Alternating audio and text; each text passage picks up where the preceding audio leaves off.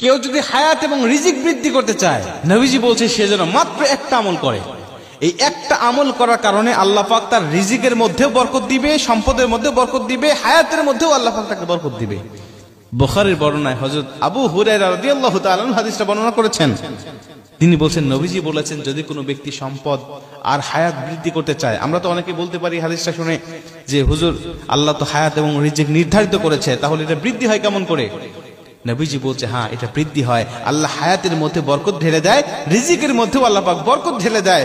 ওই রিজিকের মধ্যে বরকত দেওয়ার কারণে আল্লাহ পাক তার সম্পদ অনেক অনেক গুণে বৃদ্ধি করে দেয়।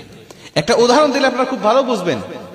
মনে করেন কোন একজন ব্যক্তি হালাল পথে 10,000 টাকা ইনকাম করে প্রতি মাসে। ওই ব্যক্তি দেখবেন মাস শেষে 10,000 টাকা সংসার চালানোর পরেও 2,000 টাকা সঞ্চয় করতে পারে, 2,000 টাকা সে গোছাতে পারে। কিন্তু একজন ব্যক্তি সে 50,000 টাকা অবৈধ পথে ইনকাম করে, মাস শেষে দেখবেন 50,000 তো খরচ হয়েছে, আরো 20,000 টাকা তাকে ঋণ করতে হয়েছে। কেন? ওই 10,000-এর মধ্যে আল্লাহ পাক বরকত রেখেছে, হালালের মধ্যে বরকত রেখেছে, বিধায় সে সারা মাসেও খেয়ে শেষ করতে পারে নাই। কিন্তু এই 50,000-এর মধ্যে বরকত না থাকার কারণে এটা শেষ হয়েছে এবং আরো তাকে ঋণ করতে হয়েছে। এটাই হলো হালাল এবং হারামের মধ্যে পার্থক্য। হালাল আর হারামের এটা হলো উদাহরণ।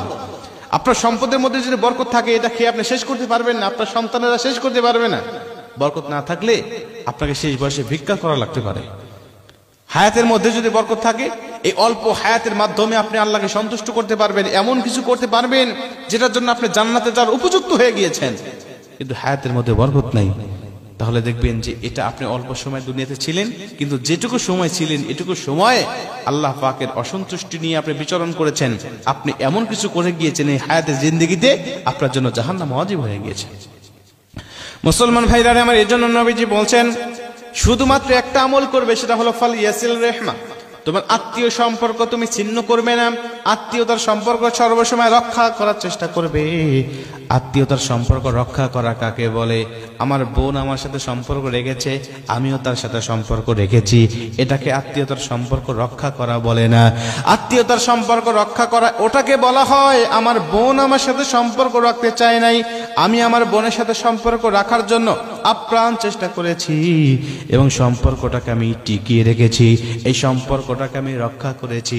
নবীজি বলছে এটাকেই সম্পর্ক রক্ষা করা বলা হয়। আর যেই ব্যক্তি আত্মীয়তার সম্পর্ক রক্ষা করে, আমি নবী ওই ব্যক্তিকে নিয়ে একই জান্নাতের মধ্যে থাকবো। ওই ব্যক্তিকে নিয়ে আমি নবী একই জান্নাতের মধ্যে থাকবো।